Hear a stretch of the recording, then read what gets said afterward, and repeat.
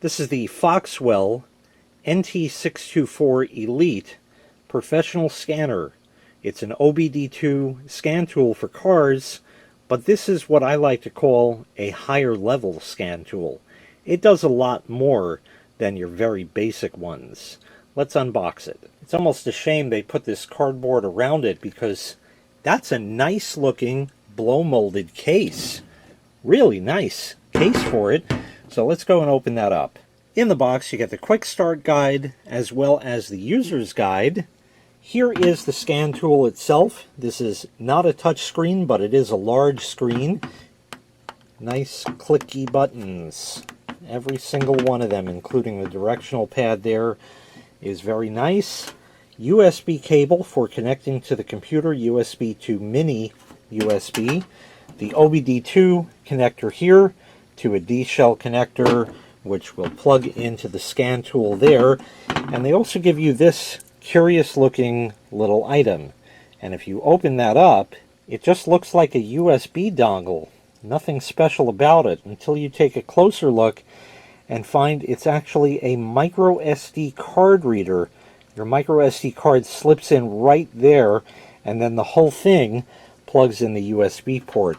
That is for updating the unit. It does have free lifetime updates, and indeed, yes, if you take a look here, there's the mini USB port, and right to the left of that is a micro SD card which contains all of the software. Now, like I said, this is what I call a higher level scan tool. First and foremost, this is going to do everything that a $50 OBDII scan tool does. It'll read the codes from the car's computer, tell you what the code is, and then of course you can go and diagnose that and try to figure out what the problem is, replace whatever parts are necessary. Clear the codes, of course it can do. It can check your IM readiness monitors and give you live data about how the engine is running. All of those parameters are in there. But what more does it do? Well, quite a bit. This scan tool supports over 1,000 different car models, over 60 different brands, and it will do higher level stuff such as an oil reset procedure and electronic parking brake reset on the car as well. It's also lower priced than other makes that are on the market today. I will show you, of course, a lot of the things that this can do. Now, the functions that are available are going to depend on the particular vehicle that you are using this on. It really is going to display a lot of information, but not necessarily allow you to change things. But that's not a bad thing, because it can help you diagnose certain really, really minor problems that a regular scan tool is not going to be able to even give you any data on whatsoever. So let's go ahead and take this out to the car and we'll run through it together. Now, I do apologize because it's very difficult to get a clear shot with the glare outside. You can see it in real life because you can always move it if there is a glare on there. But we're going to try our best here. The first thing I'm going to do is just go over to OBDII, and we'll hit that, and we'll hit auto scan, and right here it displays the information. This is what really any typical scan tool is going to do. It says the malfunction indicator light status is off. The MIL is the check engine light, as most people know it. No codes found, but that's not actually true, as we're going to see later. And it shows your readiness monitors there, so that's all fine and good. We're going to hit, it says, see, there's these F buttons on the side, F1, F2, F3, and it will always tell you what to press when we're there. So we'll go ahead and go into the engine, and this is a Toyota, and we can go over to read codes, stored codes, and there are no codes. But like I said, we're going to see this is going to pull other stuff that you're not going to see otherwise. And it says OK is F3. So we're going to go back, and in here you can also get live data. All right, so we'll go ahead and hit OK on that, And it has to read a few things from the car's computer and from its software. And we're going to do a custom list. And now it's asking for what particular parameters that we want to see. I'm going to select a few and show you what that'll do. So I have a number of them selected. The bottom right, it says OK is F3. So we'll press that, and now it's showing us the information. Now, this isn't really telling us much because the engine is not running, so I'll go ahead and start it up, and we're going to go ahead and see and analyze some of this data here. Okay, so now with the engine running, we'll take a look at the fourth line engine RPM, 600 something RPM. If I rev it, obviously you can see how that goes up like that. And another thing you can do is look at the short-term fuel trim. This is a V6 engine, so there are 2 banks. Now, as far as what the reference is, I'm not really sure exactly what that is based off of, but we're looking at the value. And what we can see here is that this engine is adding about 4 to 5% fuel in each bank of cylinders. That's going to change, and you'll see if I rev it again, that changed. And it's going to settle back down. So this will give you an idea. The closer to 0 that these fuel trim numbers are, the better the engine is running. Okay, so you can get all of your data right here. Coolant temperature is 176 degrees Fahrenheit, and there is loads and loads and loads of other parameters that you can set. So once again, this is what a regular scan tool will do. Let's go back now to the beginning, and I'll show you what this can do that others can't. This has a cool feature called Auto VIN, where it will automatically read the VIN number of the car and identify it. That, of course, is going to be dependent on your car outputting that data to the scan tool. This one does. So go ahead and press it, and it says automatic or manual. We'll choose automatic, and right there is the VIN. Of course, I've blocked that out, and we are going to now select the appropriate vehicle. This is a Toyota, and we'll do Smart VIN North America. This is with Smart Key, with VSC, Toyota Motor Manufacturing Kentucky Incorporated product. Indeed, it was made there. And here is the information along with the VIN once again, and we'll continue on. And we're going to go ahead and choose Quick Scan, and now it's running through. Remember how it saw no codes before? Watch.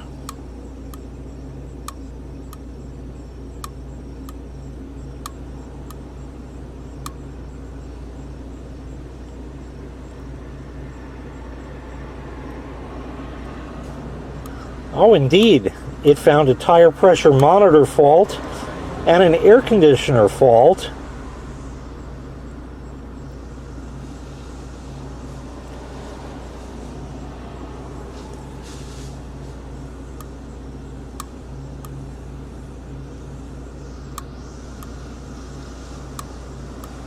A main body fault.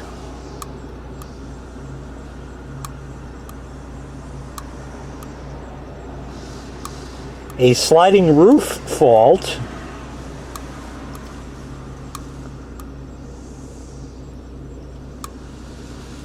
And a smart key fault as well. All that stuff no other scan tool is going to be able to do. I'm going to go over to tire pressure monitor. Now this fault is known because indeed there is a tire pressure monitor light on. I'm fully aware of that. We'll go ahead and press OK, and it says that this monitors the tire air pressure. So we'll press OK on that.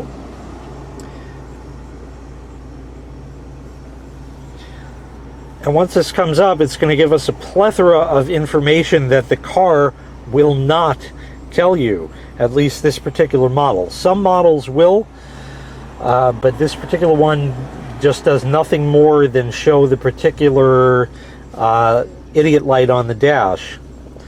Read codes.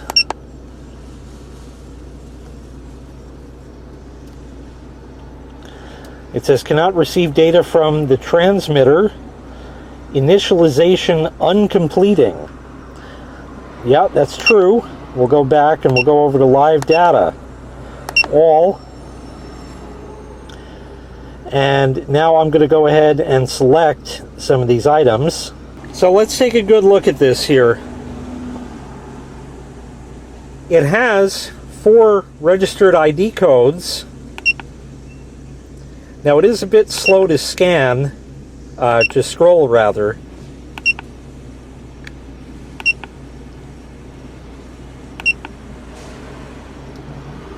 And right away you can see that ID 3 minus 14.5 psi, yeah, that's not correct. And the reason it's not correct is because that sensor is no good. So these tires are all a bit low. So there's the 4 tires there. And we're going to keep going because it also shows you the temperature in the tires as we go along here. Of course, the third one has erroneous data because the battery in it is dead. Let's take a look at the air conditioner fault. So for the air conditioner, we'll go ahead and read codes. And it says that it's a historical one, status history. So it had a problem at one point with the solar sensor circuit on the passenger side. This has dual side climate control. I have seen that code on this car before. It means nothing, it does nothing. And we will go down and see some other codes that are here. And for the sliding roof, it says that it has a position failure in the past. We're going to go ahead and delete that. Erase is F3. Do you want to erase? OK is F3. Code's cleared. Now it's going to read again. System pass. No fault found. But there's also live data. Here are the controls. Tilt up and down and slide it forward and back. So now I'll show you what this scan tool can really do. Here we are. It can show you what's going on with the switches. If we hit the close button, you see how it changed to on, and when I let go, it'll go back to off. Let's go ahead and hit open. That shows on. I'll let go. It goes off. We'll close it. The close switch goes on. It's closed. And now I can tilt it up. That's on. And when I let go, off. And down. On. And off. So you might be saying, well, how does this help? It's giving you information you already know because you're pressing the buttons. No, it's actually very helpful.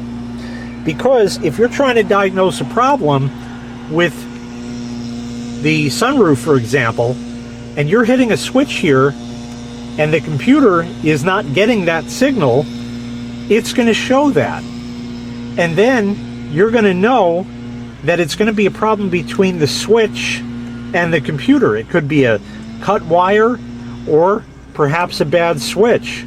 So to help you diagnose that, sometimes it's a really simple, stupid problem like that, and this scan tool will let you know that these things are working, so you can rule those out immediately and dive in a little bit deeper until you do find the actual fault. We'll have it diagnose the smart key system. We'll have it read the codes on that. And it says communication condition failure between the EFI ECU. This is generally a car-specific code, but even so, it tells you that there was a communication failure. That probably was true because sometimes this key fob just doesn't read by the car and I have to bang it around a bit. It's a battery connection issue in it, but it was able to tell me that. And now what I can do is I can clear that code by pressing F3, and codes are now cleared. System pass. And it even has data on the smart key system. These are just a few select things I chose. Key low battery warning is on, and indeed, when I do have a low battery in the key, it will show that on the dashboard. That's actually a configurable item. It's nothing that you can adjust, but it is adjustable. So all three of these things can be turned on and off. Panic alarm on, you can actually disable that function. Again, this tool will not do it for you, but it will tell you the status of those particular parameters. And warning by horn is also on, which is correct, it will do that. And now taking a look at the body control module data, it has all kinds of stuff. I've selected a few here. We'll see which ones will give us data. Parking brake switch, I'll put the parking brake on. And indeed, that changed to on. I'll take it off. And it shows off again. Stoplight switch, on because I'm pressing on the brake. Let go. And it goes back to off. Driver's door courtesy switch. I'm not sure which one that is. Maybe opening the door? I'm not exactly certain. Yes, that's what it was. Doors open, courtesy switch on, close the door, courtesy switch off. Driver's door lock position switch on, off, and when I let go, it stays off because the doors are locked. So that basically is telling you if the doors are locked or unlocked. I'll unlock it, and it shows on. Door key switch. This door has a key and there's a switch in it. It can diagnose that to tell you if the switch or the wiring for the little switch in the key when you turn it is good. And even here, let's take a look at the last four. Front fog light switch. If I go ahead and turn that on, it shows on. If I put the headlights to auto, that turns on. If I turn it one more, now the auto went off because you can't have auto and another mode. But now it shows that the headlight switch for the tail lights, so basically parking lights, is on. And if I go ahead and actually turn the headlights on, then that turns on. So the headlights and tail lights are on. And if I go back to auto, you can see how all of that will change. Now, I can make this video hours and hours long, but I'm sure you get the idea here that this can pull data from your car that other scan tools simply cannot do. And you're also not going to find one in this price range that can do all of this. And under maintenance, there's some tasks that we can do as well. Electronic parking brake, as I had mentioned before, and oil reset. So we'll go to that. And now it wants to select the vehicle, so I'll go over to the appropriate one.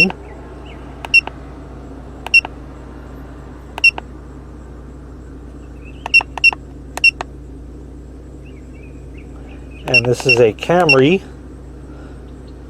Now the dates are not in order, but it is still listed. This is an 07, the XLE. And now, basically, if your car can have a scan tool reset the oil light, your oil change reminder light essentially, it will do it.